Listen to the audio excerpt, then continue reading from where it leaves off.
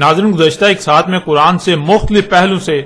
واضح کیا جا چکا کہ ذوالقرنین سلیمان علیہ السلام تھے اور دنیا کی کوئی طاقت حق کا رد نہیں کر سکتی، لیکن اس کے باوجود ایک اور پہلو سے حق آپ پر کھول کر واضح کر دیتے ہیں۔ اللہ سبحانہ و تعالیٰ کا قرآن میں کہنا ہے کہ سلیمان کے لیے پگھلے ہوئے تانبے کا چشمہ بہایا گیا۔ اب سوال یہ پیدا ہوتا ہے کہ اللہ نے قرآن میں سلیمان کے لیے تانبے کا چشمہ بہانے کا ذکر تو کیا، لیکن کیا اللہ سبحانہ و تعالیٰ قرآن میں اس سوال کا جواب دیتا ہے کہ سلیمان کے لیے پگھلے ہوئے تانبے کا چشمہ کیوں بہایا گیا؟ یعنی سلیمان علیہ السلام کو غیر معمولی مقدار میں تانبا کس مقصد کے لیے دیا گیا؟ سلیمان نے اس کو پگھلا کر کب، کہاں اور کیوں استعمال کیا؟ جب قرآن میں دیکھا جائے تو پورے قرآن میں کہیں بھی سلیمان کے نام کے ساتھ کہیں بھی اس تانبے کے استعمال یا اس تانبے کے دیے جانے کے مقصد کا ذکر نہیں کیا گیا، جو کہ بہت بڑے بڑے سوالات ہیں۔ کیونکہ ناظرین، پہلی بات تو یہ ہے کہ اللہ نے سلیمان کے لیے تانبے کا چشمہ بہانے کا ذکر کیا تو آخر کیوں، یہ بتانے کی کوئی وجہ بھی تو ہونی چاہیے تھی۔ تانبے کا چشمہ کیوں بہایا گیا سلیمان کے لیے؟ آخر سلیمان کو اس کی ضرورت کب، کہاں اور کیوں پیش آئی؟ اتنی بڑی مقدار میں تانبے کا استعمال کہاں کیا گیا؟ آپ پورے کا پورا قرآن چھان لیں، آپ کو کہیں بھی سلیمان کا نام استعمال کرتے ہوئے سلیمان کی طرف سے تانبے کے استعمال کا ذکر نہیں ملے گا۔ اور اگر یہ بات مان لی جائے کہ قرآن ان سوالات کے جوابات دینے سے قاصر ہے، خاموش ہے، تو قرآن اپنے ہی دعوے میں غلط ثابت ہو جاتا ہے کہ قرآن میں ہر سوال کا جواب موجود ہے۔ قرآن ہر بات کو بیان کرتا ہے، اور نہ صرف بیان کرتا ہے بلکہ ہر پہلو سے سامنے رکھتا ہے، اور وہ بھی مسئلوں سے۔ اس لیے اگر قرآن ان سوالات کے جوابات نہیں دیتا تو اس کا مطلب بالکل واضح ہو جاتا ہے کہ قرآن اپنے ہی دعوے میں جھوٹا ہے، جو کہ بالکل ناممکن ہے۔ قرآن اپنے دعوے میں جھوٹا ہو ہی نہیں سکتا، قرآن اپنے ہی دعوے میں غلط ہو ایسا ممکن ہی نہیں۔ ناظرین، قرآن نے اگر ان سوالات پر خاموش ہی رہنا تھا تو سوال یہ پیدا ہوتا ہے کہ قرآن نے بلا وجہ ایسی بات ہی کیوں کی؟ اگر قرآن کے پاس ان سوالات کے جوابات ہی نہ تھے تو قرآن نے خود ہی ان سوالات کو جنم کیوں دیا؟ اور اس سے بھی بڑھ کر تو یہ کہ قرآن میں سلیمان کو تانبے کے دیے جانے کا ذکر بے معنی و بے مقصد ہو جاتا ہے، جس کا مطلب اللہ نے اس قرآن کی آیات کو بالحق نہیں اتارا، جو کہ بالکل ناممکن ہے۔ ناظرین، نہ تو قرآن بغیر حق اتارا گیا اور نہ ہی قرآن کوئی بے مقصد و بے معنی بات کرتا ہے، نہ ہی قرآن کوئی ایسا سوال کھڑا کرتا ہے جس کا وہ جواب ہی نہ دے، اور نہ ہی کوئی ایک بھی ایسا سوال ہے جس کا جواب قرآن میں موجود نہ ہو۔ اگر کوئی ایسا کہتا، سوچتا یا سمجھتا ہے کہ قرآن میں ہر سوال کا جواب نہیں ہے، قرآن کسی بھی سوال کا جواب دینے سے قاصر ہے، قرآن ہر بات کو ہر پہلو سے بیان نہیں کرتا، تو اس میں قصور اللہ کا نہیں، قصور قرآن کا نہیں، بلکہ قصور اس کا اپنا ہے۔ قصور ایسا کہنے والے کا اپنا ہے کہ وہ اس معیار پر پورا ہی نہیں اتر رہا جس معیار پر پورا اترنے سے قرآن اپنے راز کھولتا ہے۔ وہ اللہ کے طے کردہ اس قانون پر ہی پورا نہیں اتر رہا جس پر پورا اترنے سے ہی قرآن کھلتا ہے۔ قرآن ہر سوال کا جواب دیتا ہے، قرآن رہنمائی کرتا ہے، اس لیے قصور اللہ کا نہیں، قصور قرآن کا نہیں، بلکہ قصور ایسا کہنے، سوچنے یا سمجھنے والے کا ہے۔ آپ پیچھے یہ بات جان چکے کہ اللہ نے نہ صرف ہر اس بات کو، ہر اس مسئلے یا معاملے کو قرآن میں بیان کر دیا جو انسانوں کو پیش آنا تھا، اور پھر کسی ایک بھی بات، معاملے یا مسئلے کو قرآن میں ایک ہی پہلو سے ایک ہی مقام پر بیان نہیں کیا، بلکہ ہر بات کو، ہر معاملے کو، ہر مسئلے کو ہر پہلو سے ایک سے زائد مقامات پر قرآن میں بیان کیا۔ اس لیے قرآن میں اللہ سبحانہ و تعالیٰ نے ایک مقام پر یہ بتایا کہ سلیمان کے لیے تانبے کا چشمہ بہا دیا، تو اسی قرآن میں کسی دوسرے مقام پر سلیمان ہی کی طرف سے اس تانبے کو کب، کہاں اور کیوں استعمال کیا گیا، اس پر بھی تفصیل کے ساتھ بات کی۔ اور جب اللہ سے یہ سوالات کیے جائیں تو اللہ سبحانہ و تعالیٰ ان سوالات کے جوابات سورہ الکہف میں ذوالقرنین علیہ السلام کے موضوع پر ہی بات کرتے ہوئے دیتا ہے۔ جس کے لیے تانبے کا چشمہ بہایا، ایک مقام پر اس کا نام تو دوسرے مقام پر اس کے اسم سے اس کا ذکر کرتے ہوئے اس تانبے کے استعمال کی تفصیلات بھی بیان کر دی، جس سے یہ بات مزید کھل کر واضح ہو جاتی ہے کہ ذوالقرنین کوئی اور نہیں بلکہ سلیمان بن داؤد علیہ السلام تھے۔ اس کے علاوہ بھی اگر آپ غور کریں تو آپ پر یہ بات واضح ہو جائے گی کہ پورے قرآن میں ایک جگہ پگھلے ہوئے تانبے کا چشمہ بہانے کا ذکر کیا گیا تو دوسری جگہ اس تانبے کے استعمال کا ذکر کیا گیا کہ اسے کب، کہاں، کیوں اور کس مقصد کے لیے استعمال کیا،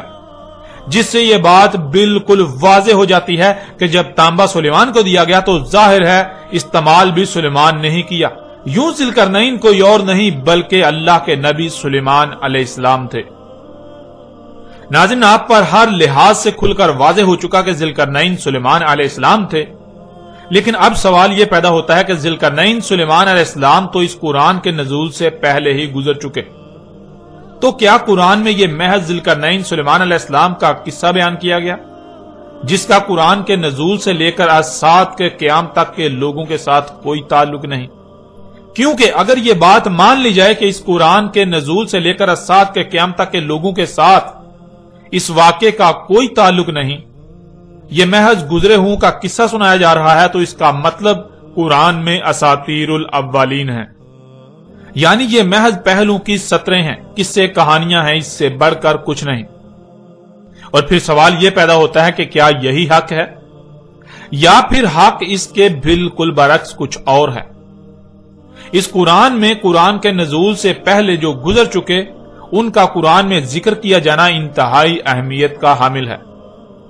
اس سوال کا جواب جاننے کے لیے اللہ سبحانہ و تعالیٰ سے ہی رجوع کرتے ہیں کہ آیا اللہ سبحانہ و تعالیٰ نے اس قرآن میں ذوالقرنین کا واقعہ کیوں بیان کیا؟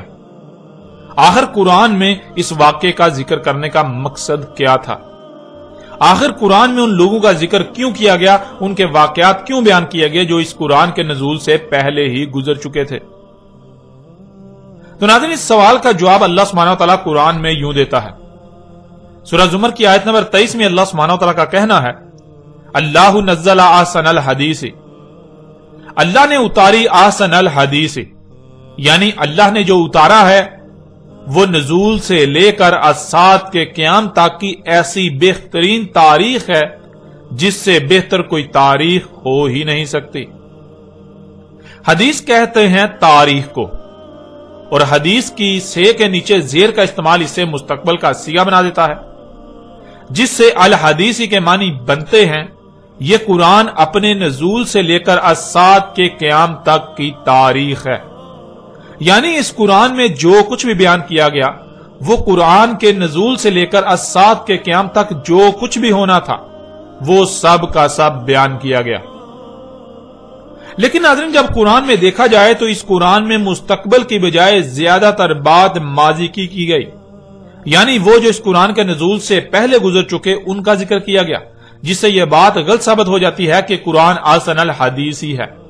یعنی یہ قرآن اپنے نزول سے لے کر اسات کے قیام تک کی احسن تاریخ ہے۔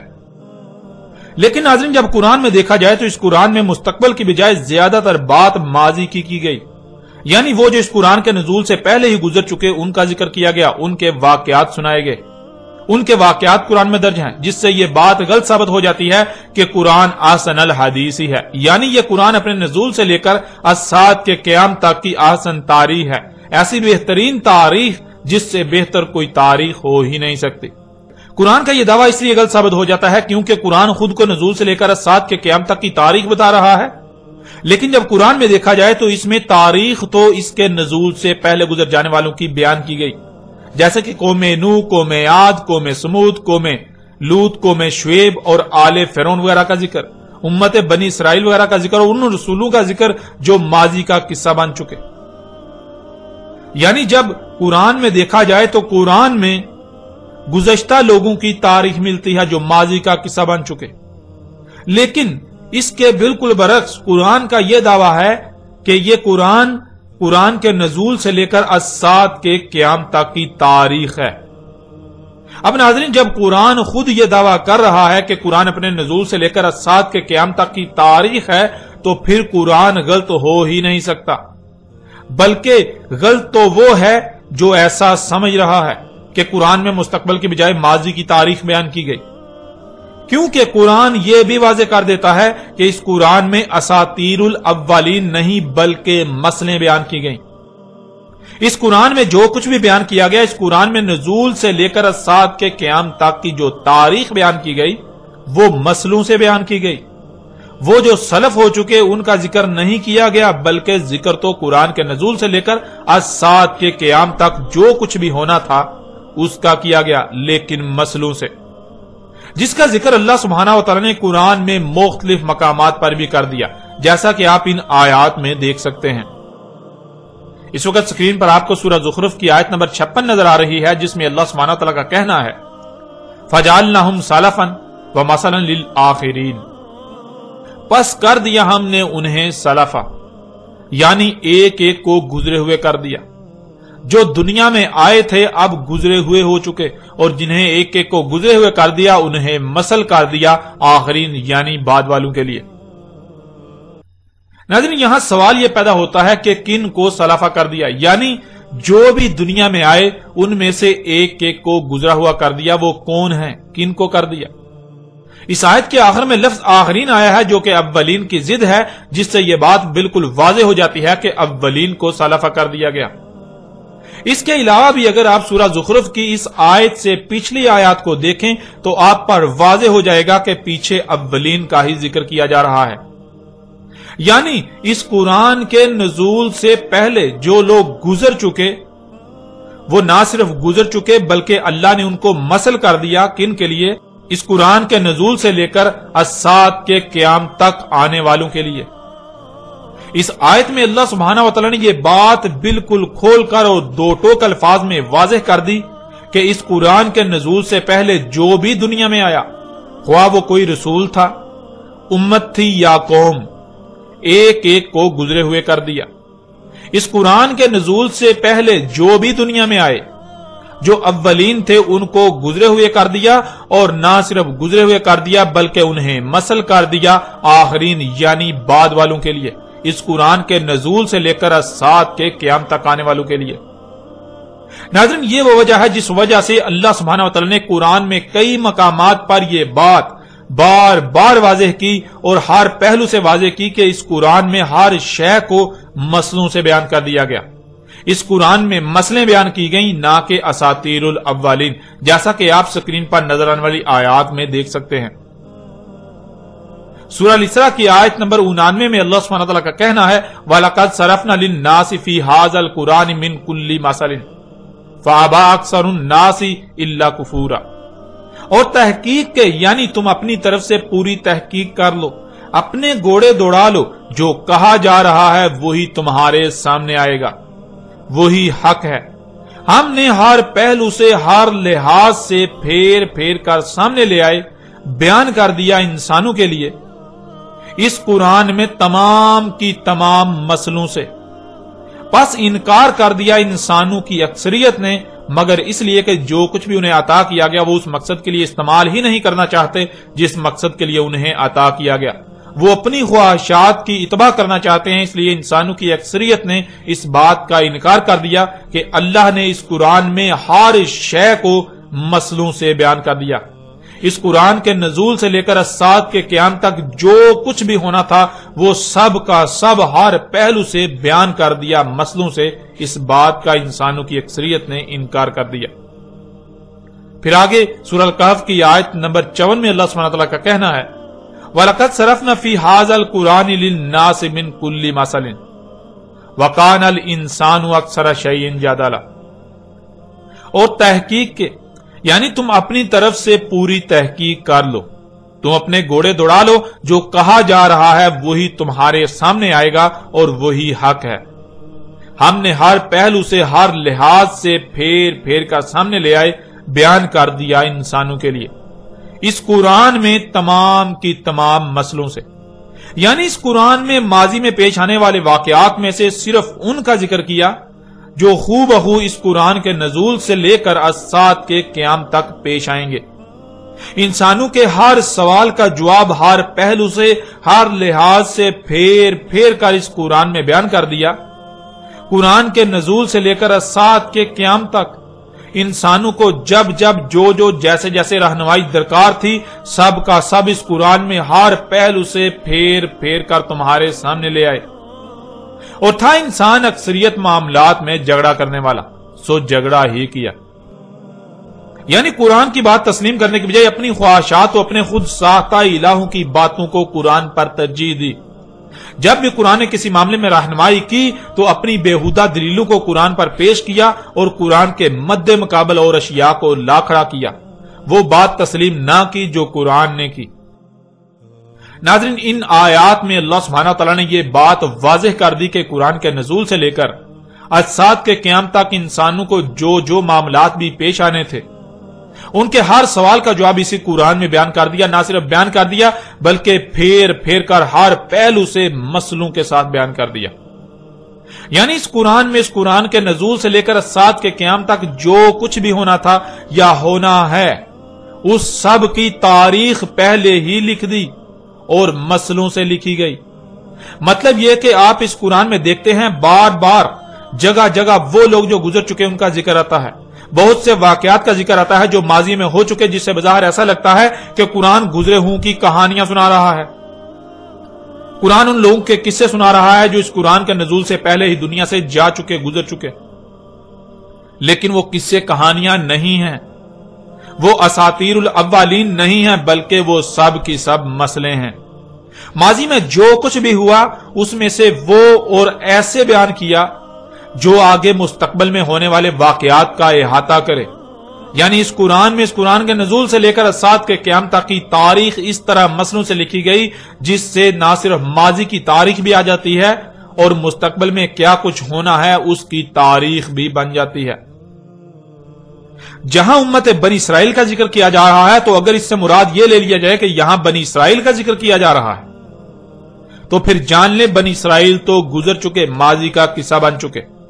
تو اس کا مطلب یہ ہوگا کہ قرآن بنی اسرائیل کی کہانی سنا رہا ہے، بنی اسرائیل کا واقعہ سنا رہا ہے۔ یوں قرآن میں بنی اسرائیل سے متعلق جو کچھ بھی آیا ہے وہ محض چند سطور کے علاوہ کچھ نہیں، جنہیں عربی میں اساطیر الاولین کہا جائے گا۔ لیکن قرآن خود یہ کہہ رہا ہے کہ اس قرآن میں اساطیر الاولین نہیں بلکہ مسئلے ہیں۔ مطلب اصل میں ذکر بنی اسرائیل کا نہیں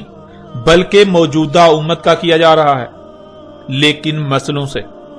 اس کے بہت سے فائدے ہیں، یعنی قرآن میں اس طرح بیان کرنے کے، اس طرح بات کرنے کے بہت سے فائدے ہیں۔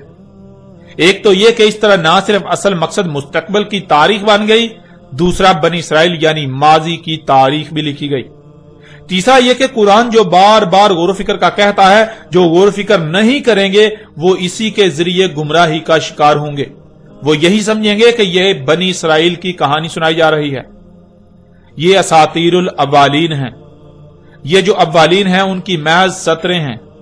اور جو غور و فکر کریں گے، جو غور و فکر کرنے والے ہیں وہ اس سے ہدایت پائیں گے، ان پر واضح ہو جائے گا کہ یہ اساطیر الاولین نہیں بلکہ مسئلے ہیں۔ قرآن میں جہاں جہاں گزشتہ لوگوں کا ذکر کیا گیا اصل میں وہاں ان کا ذکر نہیں بلکہ موجودہ لوگوں کا ذکر ہے، ان کی تاریخ لکھی گئی۔ اس قرآن کے نزول سے لے کر اجساد کے قیام تک جو کچھ بھی ہونا تھا اس سب کے سب کی تاریخ لکھ دی گئی مسئلوں سے۔ ناظرین، اللہ سبحانہ تعالیٰ نے اس قرآن میں حق اس قدر کھول کھول کر واضح کر دیا، لیکن افسوس کہ حق اس قدر واضح ہو جانے کے باوجود بھی آج تک خود کو مسلمان کہلوانے والے، خود کو اس قرآن کے اہل کہلوانے والے یہی کہتے، سمجھتے، لکھتے اور سناتے آئے کہ اس قرآن میں اساطیر الاولین ہیں، یعنی اس قرآن میں اس کے نزول سے پہلے کے لوگوں کے بارے میں جو کچھ بھی لکھا ہوا ہے وہ سب کے سب ان کے قصے و کہانیاں سنائی جا رہی ہیں، جن کا قرآن کے نزول سے لے کر اجساد کے قیام تک کے لوگوں کے ساتھ کوئی تعلق نہیں سوائے ان کو ان کی کہانیاں سنائے جانے کے۔ اور اسی بات کو اللہ سبحانہ و تعالی نے آج سے 14 صدیاں قبل ہی اس قرآن میں بھی آیات کی صورت میں اتار دیا تھا، یعنی یہ جو انسانوں نے کیا، یہ خود کو مسلمانوں والوں نے جو کیا، اس کی تاریخ بھی اللہ سبحانہ و تعالی نے آج سے 14 صدیاں قبل ہی اسی قرآن میں اتار دی تھی، جیسا کہ آپ سکرین پر آیات کو دیکھ رہے ہیں۔ سورہ القلم کی آیت نمبر 15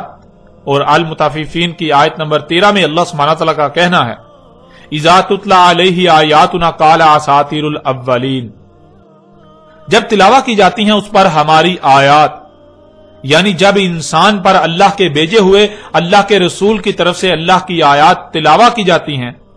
اللہ کی آیات کو بیان کیا جاتا ہے، کھول کھول کر ترتیب کے ساتھ واضح کیا جاتا ہے، تو آگے سے انسان کا جواب یہ ہوتا ہے، انسان کہتا ہے اساطیر الاولین، یہ اساطیر الاولین ہے، یعنی یہ جو کچھ بھی قرآن میں گزشتہ لوگوں کے بارے میں آیا ہے یہ تو محض پہلو کی سطریں ہیں، اس سے بڑھ کر کچھ نہیں۔ یہ تو ان کے قصے، کہانیاں، ان کے واقعات سنائے جا رہے ہیں جن کا موجودہ انسانوں کے ساتھ کوئی تعلق نہیں۔ پیچھے آپ پر واضح کیا جا چکا کہ اساطیر الاولین اس طرح ثابت ہوتی ہیں جب یہ کہا جائے کہ یہ تو گزشتہ لوگوں کی بات کی جا رہی ہے جس کا ہمارے ساتھ کوئی تعلق نہیں، اور یہی موجودہ انسانوں کا کہنا ہے جو آج تک کہتے آئے اور کہہ رہے ہیں، جو قرآن پر ایمان رکھنے کے دعوے دار ہیں، اور مزید کیا کہتے ہیں یہ بھی اللہ سبحانہ وتعالی نے قرآن میں بیان کر دیا۔ لَقَدْ وُعِدْنَا هَٰذَا نَحْنُ وَآبَاؤُنَا مِن قَبْلُ إِنْ هَٰذَا إِلَّا أَسَاطِيرُ الْأَوَّلِينَ۔ تحقیق یعنی انسان کہہ رہے ہیں، انسانوں کا کہنا ہے کہ تم اپنی تحقیق کر لو، تمہارے سامنے یہی بات آئے گی، وعدہ ہے ہمارا، یہ ہم اور ہمارے آباء و اجداد اس سے پہلے نہیں ہے مگر یہ اساطیر الاولین، یعنی یہ ہمارا وعدہ ہے، تم اپنی تحقیق کر لو، تمہارے سامنے یہی آئے گا۔ ہم یعنی موجودہ وہ لوگ جو قرآن کی ترجمانی کے دعوے دار ہیں، جو علماء و مفسر ہیں، اور جو ہمارے آباء و اجداد یعنی جو ہم سے پہلے گزر چکے، جنہوں نے قرآن کی تفاسیر لکھی، تمہیں اس کے سوا اور کوئی بات نہیں ملے گی کہ یہ جو کچھ بھی ہے یہ محض ان کی سطریں یعنی محض قصے و کہانیاں ہیں جو قرآن کے نزول سے پہلے گزر چکے، یہ مسئلے نہیں ہیں، یہ اساطیر الاولین ہیں۔ اس طرح آپ اگلی آیت میں دیکھیں، وَإِذَا قِيلَ لَهُم مَاذَا أَنزَلَ رَبُّكُمْ قَالُوا أَسَاطِيرُ الْأَوَّلِينَ، اور جب کہا جاتا ہے ان کو کیا ہے جو اتارا تھا تمہارے رب نے، آگے سے جواب دے رہے ہیں اساطیر الاولین، یعنی جب ان کو یہ کہا جاتا ہے، ان سے یہ پوچھا جاتا ہے کہ بتاؤ اس قرآن میں اللہ نے کیا اتارا، یہ جو قوم نوح کے واقعات ہیں، یہ جو قوم عاد کے واقعات ہیں، یہ جو قوم سمود کے واقعات ہیں، یہ جو قوم شعیب، قوم لوط، آل فرعون وغیرہ کے واقعات ہیں، بنی اسرائیل کا ذکر کیا گیا، یعنی قرآن میں جو گزشتہ ہلاک شدہ اقوام، گزشتہ لوگوں کا ذکر کیا گیا، اس قرآن کے نزول سے پہلے کے لوگوں کا ذکر کیا گیا، یہ سب کا سب کیا ہے؟ تو آگے سے ان کی طرف سے یہی جواب آئے گا، یہ یہی کہہ رہے ہیں کہ یہ اساطیر الاولین ہیں، یہ تو پہلے لوگوں کی محض سطور ہیں، اس سے بڑھ کر کچھ نہیں، یہ تو ان کے قصے و کہانیاں ہیں۔ پھر اس طرح اگلی آیت میں دیکھیں، سورہ انفال کی آیت نمبر 13، وَإِذْ تُتْلَىٰ عَلَيْهِمْ آيَاتُنَا قَالُوا قَدْ سَمِعْنَا لَوْ نَشَاءُ لَقُلْنَا مِثْلَ هَٰذَا إِنْ هَٰذَا إِلَّا أَسَاطِيرُ الْأَوَّلِينَ، اور جب ہمارا بھیجا ہوا رسول تلاوت کر رہا ہے ان پر ہماری آیات، یعنی ہماری آیات کو کھول کھول کر واضح کر رہا ہے، تو آگے سے ان کا یہ رد عمل آتا ہے، تحقیق سن چکے ہم، اگر ہمارا قانون ہوتا یعنی اگر یہی دین ہوتا ہمارے نزدیک تو ہم اس کے لیے یعنی دین کے لیے بالکل ایسے ہی کہتے جو تم کہہ رہے ہو، یعنی ہمارے نزدیک دین یہ نہیں ہے جسے تو دین کہہ رہا ہے، اگر ہم بھی اسے ہی دین سمجھتے جسے تو دین کہہ رہا ہے تو ہم بھی یہی سب کہتے جو تو کہہ رہا ہے کہ یہ مسئلے ہیں، نہیں ہے یہ مگر اساطیر الاولین، یعنی یہ قرآن میں جو کچھ بھی گزشتہ لوگوں کے بارے میں آیا ہے اس کا ہمارے ساتھ کوئی تعلق نہیں، یہ دین نہیں ہے، یہ تو محض اولین کی سطریں ہیں، یہ تو قرآن کے نزول سے پہلے جو لوگ گزر چکے ان کے قصے و کہانیاں ہیں، ان سے بڑھ کر کچھ نہیں۔ ناظرین، آپ پر یہ بات بالکل کھول کر واضح ہو چکی کہ اللہ سبحانہ تعالیٰ نے اساطیر الاولین نہیں بلکہ اس قرآن میں مسلوں سے، اس قرآن کے نزول سے لے کر الساعۃ کے قیام تک کی تاریخ بیان کی۔ آپ ہر لحاظ سے بالکل واضح طور پر یہ جان چکے ہیں کہ اس قرآن میں اساطیر الاولین نہیں ہے بلکہ مسئلے ہیں۔ جہاں قوم نوح کا ذکر کیا جا رہا ہے تو وہ اصل میں قوم نوح نہیں بلکہ موجودہ قوم یعنی دنیا میں آباد موجودہ لوگ ہیں جن کا ذکر کیا جا رہا ہے قوم نوح کی مسل سے، کیونکہ قوم نوح تو اولین میں سے تھی، اولین کو سلف کر دیا گیا، اور نہ صرف سلف یعنی گزرے ہوئے کر دیا گیا بلکہ انہیں مسل کر دیا گیا آخرین یعنی بعد والوں کے لیے۔ جہاں قوم نوح کے الفاظ آئے ہیں تو وہاں اصل میں ذکر ان کی مسل موجودہ قوم کا ہے، इसी तरह कुरान में जहां जहां अव्वलीन का जिक्र आया है तो वहां असल में उनका जिक्र नहीं, कौम आद, कौम समूद, कौम लूत, कौम शुएब या आले फिरौन का जिक्र नहीं, उम्मत बनी इसराइल का जिक्र नहीं, बल्कि वो तो तुम्हारी ही तारीख बयान कर दी गई थी मगर मसलों से। जहां जहां उम्मत बनी इसराइल का जिक्र आता है तो वहां असल में बनी इसराइल का जिक्र नहीं किया जा रहा, बल्कि बनी इसराइल को तो सलफ यानी गुजरे हुए कर दिया गया, और उन्हें ना सिर्फ गुजरे हुए कर दिया बल्कि मसल कर दिया बाद वालों के लिए। तो जरा गौर करें, उम्मत बनी इसराइल तो सलफ हो चुकी, और उनकी मसल कौन सी उम्मत है? उनके बाद कौन सी उम्मत आई? उनके बाद कौन है जिन्हें उम्मत बनाया गया? जो उनके बाद वाली उम्मत है। नाज़रीन, जिनको सलफ यानी गुजरे हुए कर दिया, उनको सिर्फ गुजरे हुए नहीं बल्कि मसल कर दिया बाद वालों के लिए। यानी जो भी इस कुरान के नजूल से पहले इस दुनिया में आए वो ना सिर्फ गुजरे हुए हो गए बल्कि उन्हें मसल कर दिया इस कुरान के नजूल से लेकर आज के क़याम तक के लोगों के लिए। इसलिए इस कुरान में जहां भी गुज़श्ता हलाकशुदा लोगों का जिक्र हो रहा हो, इस कुरान में जहां भी गुज़श्ता लोगों का जिक्र किया जा रहा हो, वो असल में उनका जिक्र नहीं है। वो असल में उनका जिक्र करके आपको उनके किस्से कहानियां सुनाना मकसद नहीं है, बल्कि वो तो इस कुरान के नजूल से लेकर सात के क़याम तक की तारीख बयान की जा रही है मगर मसलों से। असल में जिक्र गुजरे हुओं का नहीं बल्कि बाद वालों का किया गया। जिक्र इस कुरान के नजूल से पहले वालों का नहीं बल्कि जिक्र तो इस कुरान के नजूल से लेकर सात के क़याम तक आने वालों का किया गया। जैसे कि जहां भी कौम नूह का जिक्र आता है तो वो कौम नूह का जिक्र नहीं किया जा रहा, असल में मौजूदा कौम का जिक्र किया जा रहा है। कौम नूह की मसल से वो असल में जिक्र मौजूदा कौम का है। और अगर इसके बावजूद भी कोई ये कहता है कि वहां कौम नूह का ही जिक्र किया जा रहा है, उसका मौजूदा कौम के साथ कोई ताल्लुक नहीं, तो उसका मतलब वो ये दावा कर रहा है कि कुरान में मसले नहीं बल्कि असातीरुल अव्वलीन हैं। ऐसा ही कुरान में जहां जहां उम्मत बनी इसराइल का जिक्र किया गया वहां असल में जिक्र उम्मत बनी इसराइल का नहीं बल्कि उम्मत बनी इसराइल को तो सलफ कर दिया गया, और जिन्हें सलफ कर दिया गया ना सिर्फ सलफ बल्कि उन्हें मसल कर दिया बाद वालों के लिए। इसलिए वहां असल में जिक्र उम्मत बनी इसराइल की मसल इस मौजूदा उम्मत का किया जा रहा है। और नाज़रीन, इसी बात को एक दूसरे पहलू से भी आपके सामने रखते हैं, आप पर बिल्कुल खोल कर वाज़ेह कर देते हैं। इस कुरान में तमाम की तमाम आयात हैं। आयात लफ्ज जमा का सीगा है और इसका वाहद है आयत, और लफ्ज आयत जिद है बैन की। बैन कहते हैं शय का हर लिहाज से, हर पहलू से वाज़ेह होना, उसका राई बराबर हिस्सा भी कोई पहलू भी पोशीदा ना होना, छुपा हुआ ना होना। यानी किसी भी शय का जिसका जिक्र किया जा रहा है उसका हर पहलू से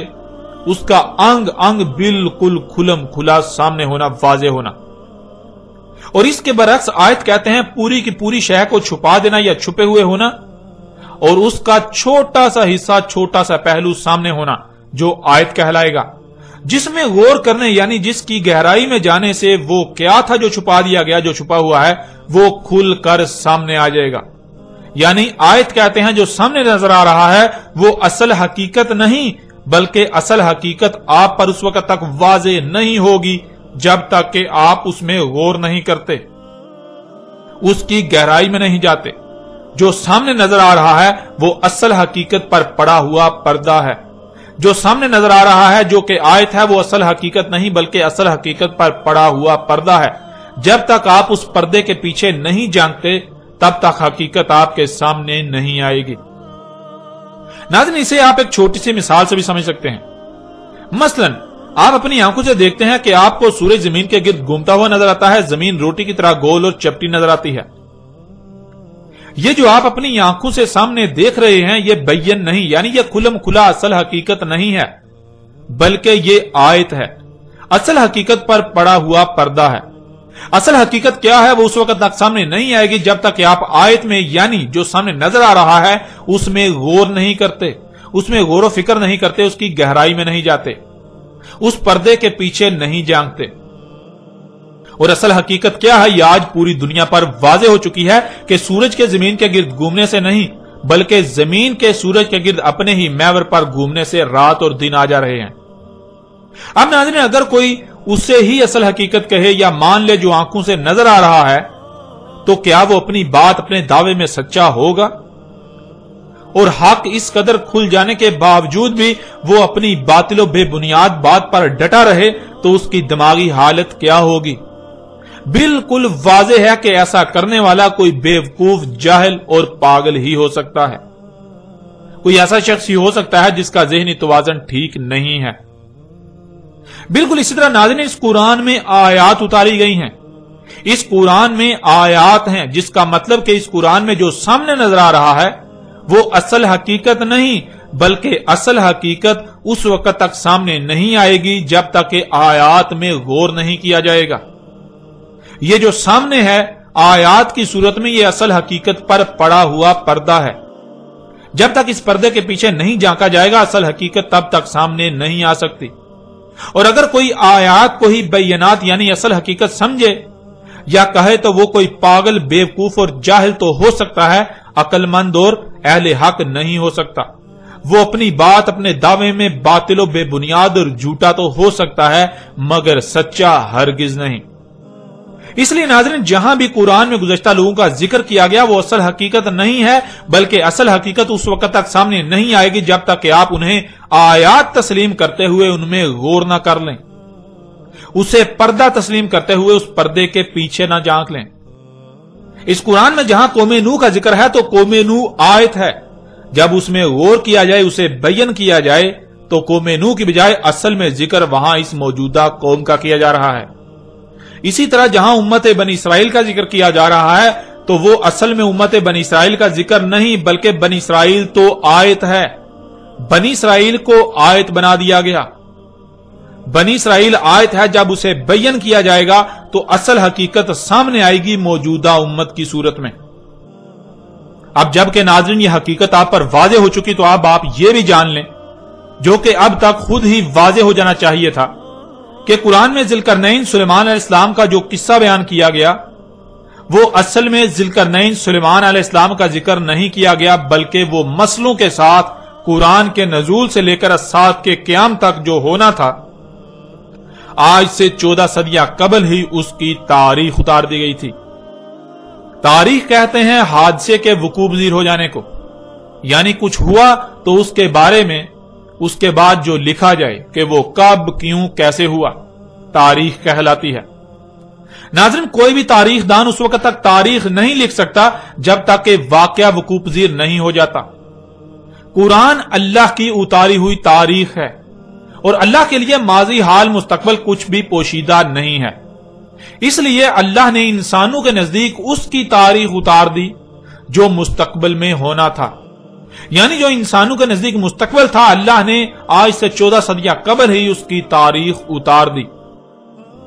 ناظرین، قرآن میں ذوالقرنین سلیمان علیہ السلام کا ذکر کیا جانا کہ اسے پوری زمین میں مکن دیا گیا، اس وقت علاقائی حکومتوں کے ساتھ ساتھ عالمی حکومت بھی قائم تھی جو کہ سلیمان علیہ السلام کی تھی، یعنی پوری دنیا میں علاقائی حکومتوں کو سلیمان علیہ السلام کنٹرول کرتے تھے، پوری دنیا کی حکومتیں سلیمان علیہ السلام کے تابع تھیں۔ تو ایسے ہی قرآن کے نزول سے لے کر الساعت کے قیام تک ہونا تھا۔ ایک وقت ایسا آنا تھا جب دنیا میں ایسا ہونا تھا، جس کی تاریخ اللہ سبحانہ تعالی نے آج سے 14 صدیاں قبل ہی اتار دی تھی۔ یعنی قرآن کے نزول کے بعد جب الساعت بالکل سر پر آ جانا تھی، تب دنیا کو گلوبل ولیج بن جانا تھا،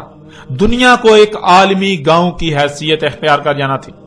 علاقائی حکومتیں ہونے کے باوجود ان کو ایک عالمی حکومت کے ماتحت آنا تھا۔ ذوالقرنین سلیمان علیہ السلام کے پاس تیز ترین فضائی سفر کے اسباب ہوتے ہیں،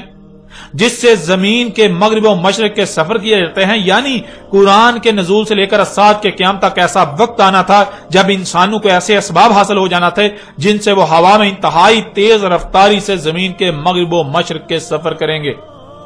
ذوالقرنین کا ایسے لوگوں سے کلام کرنا جو کہ کسی ایک بھی بات کو سمجھنے کی صلاحیت نہیں رکھتے، یہ قرآن کے نزول سے لے کر الساعت کے قیام تک ہونا تھا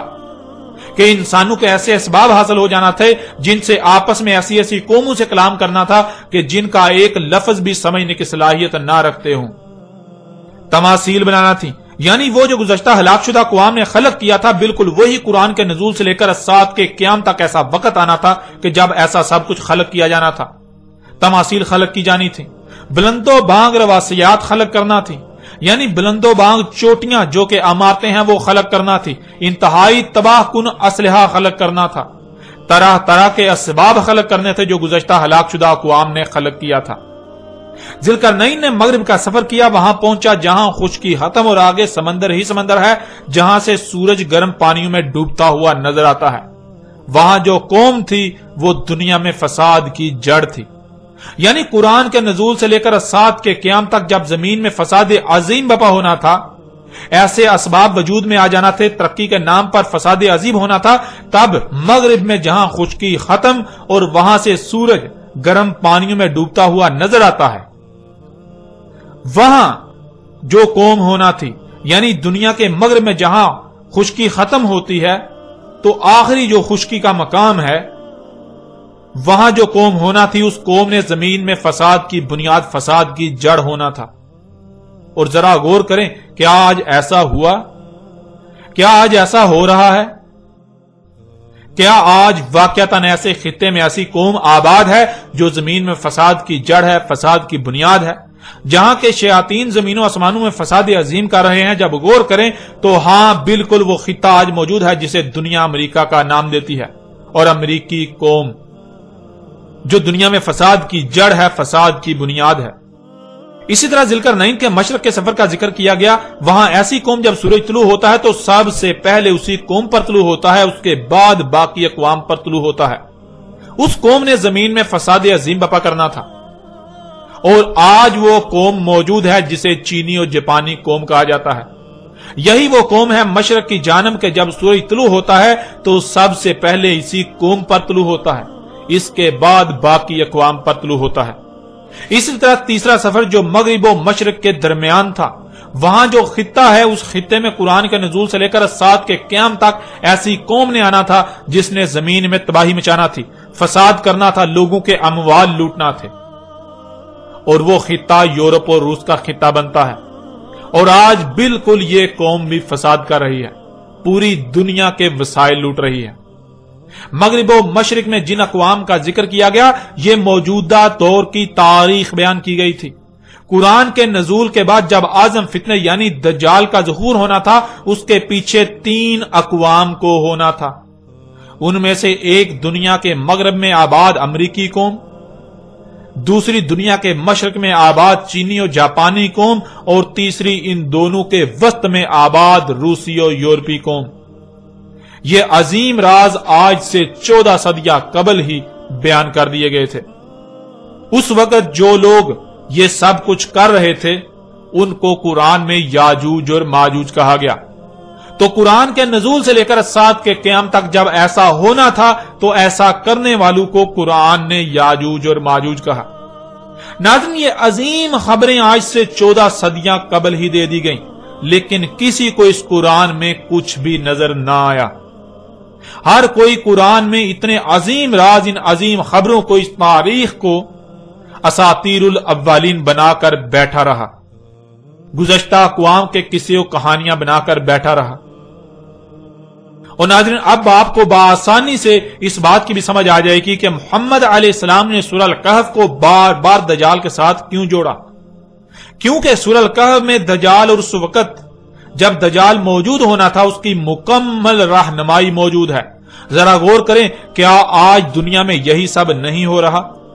کیا آج دنیا مختلف ممالک میں تقسیم ہونے کے باوجود ایک زبان اور ثقافت میں نہیں ڈال چکی؟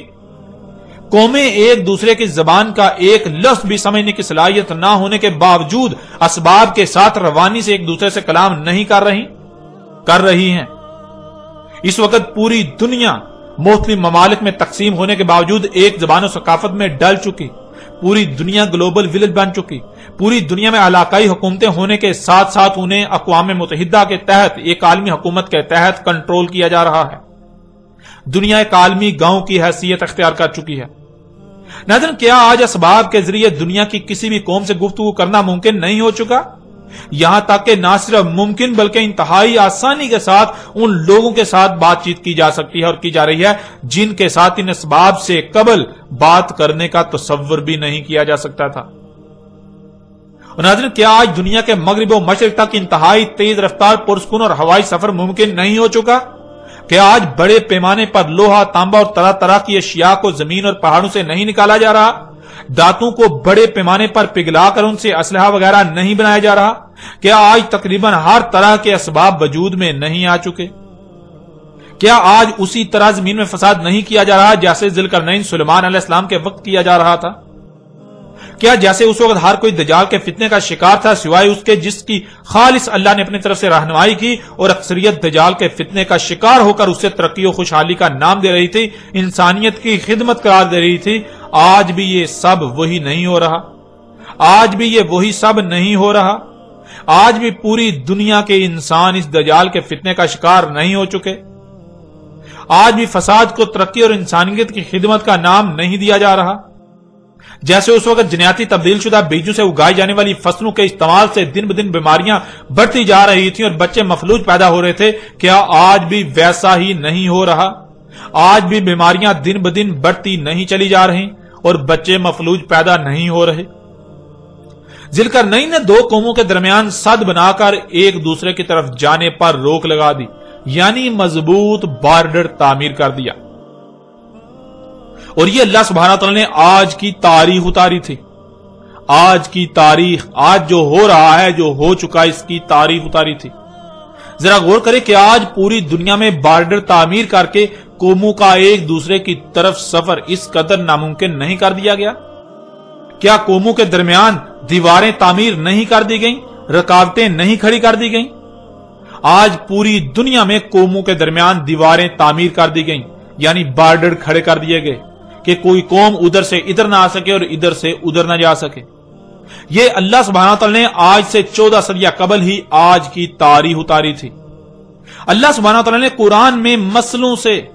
آج سے 14 صدیاں قبل ہی آج کی تاریخ بیان کر دی تھی، جسے آج تک قصے و کہانیاں بنا دیا گیا۔ اب ذرا غور کریں، قرآن میں سورہ الکہف کی ان آیات کو اتارنے کا مقصد کیا تھا؟ کیا یہ ذوالقرنین اور ان قوموں کی کہانی سنائی جا رہی ہے؟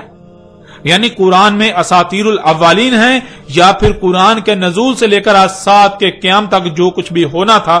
اس کی مسلوں سے تاریخ بیان کر دی گئی؟ اور آپ یہ بات بارہا جان چکے ہیں کہ قرآن میں اساطیر الاولین نہیں بلکہ مسلیں بیان کی گئیں۔ قرآن میں آیات ہیں، بینات نہیں ہیں۔ یعنی سورہ الکہف کی آیات میں جو سامنے نظر آ رہا ہے وہ اصل حقیقت نہیں بلکہ اصل حقیقت تو اس کے پردے میں چھپا دی گئی، ان آیات کے پردے میں چھپا دی گئی۔ اصل میں ذوالقرنین علیہ السلام اور ان قوموں کا ذکر کرنا مقصود نہیں تھا، بلکہ اصل میں تو ذوالقرنین اور ان قوموں کے پردے میں دنیا میں آباد موجودہ قوموں کا ذکر کیا گیا، ان کی تاریخ اتاری گئی تھی۔ ذوالقرنین اور وہ قومیں تو سلف ہو چکی، اور جنہیں سلف کر دیا گیا انہیں نہ صرف سلف بلکہ مسل کر دیا گیا بعد والوں کے لیے۔ تو یہاں سلف کے پردے میں اصل ذکر مسل کا ہو رہا ہے جو کہ موجودہ اقوام ہیں۔ ناظرین، اللہ سبحانہ و تعالی نے آج سے 14 صدیاں قبل ہی ان آیات کی صورت میں عظیم خبریں دے دی تھیں، آج کی مکمل تاریخ اتار دی تھی، لیکن خود کو اللہ کے نمائندے کہلوانے والوں نے، خود کو قرآن کے ترجمان کہلوانے والوں نے، خود کو علماء و مفسرین کہلوانے والوں نے کیا کیا؟ یہ حقیقت آپ کے سامنے ہے۔ ان لوگوں نے مسلوں کو اساطیر الاولین بنا دیا۔ ان لوگوں نے قرآن میں جو کچھ بھی یہ ذکر آیا، گزشتہ اقوام کا ذکر آیا، ان لوگوں نے ان کو مسلوں کے بجائے اساطیر الاولین بنا دیا۔ انہوں نے ان کو ان قوموں کے قصے و کہانیاں بنا دیا، اور پھر ان قصے و کہانیوں کو اتنا پھیلایا گیا کہ کوئی تصور بھی نہ کر سکے، کسی کے تصور میں بھی نہ آئے کہ قرآن میں اساطیر الاولین نہیں بلکہ مسئلے ہیں۔ آپ ان کی تفاسیر اٹھا کر دیکھیں، آپ ان کے تراجم اٹھا کر دیکھیں، آپ کسی بھی ملا سے پوچھ لیں، کسی مفسر سے پوچھ لیں، آپ کسی سے بھی سوال کر لیں کہ قرآن میں یہ جو گزشتہ اقوام کا ذکر کیا گیا یہ کیا ہے، تو آپ کے اوپر بالکل واضح ہو جائے گا کہ ان لوگوں نے یہ قرآن میں اساطیر الاولین بنا دی۔ ان لوگوں نے قرآن میں ان سب کے سب کو ان لوگوں کے قصے و کہانیاں بنا دیا گیا اور ہر طرف پھیلا دیا، جو کہ آج زبان زد عام ہے۔ کسی کو بھی علم نہیں کہ اللہ سبحانہ و تعالیٰ نے تو اس قرآن میں، اس قرآن کے نزول سے لے کر الساعۃ کے قیام تک کی تاریخ اتاری تھی۔ ناظرین، ذوالقرنین علیہ السلام کے اوپر ہر لحاظ سے کھول کھول کر واضح بات ہو چکی۔ اب بڑھتے ہیں اور آگے اور آئندہ ایک ساتھ میں بات کریں گے یاجوج اور ماجوج کے موضوع پر۔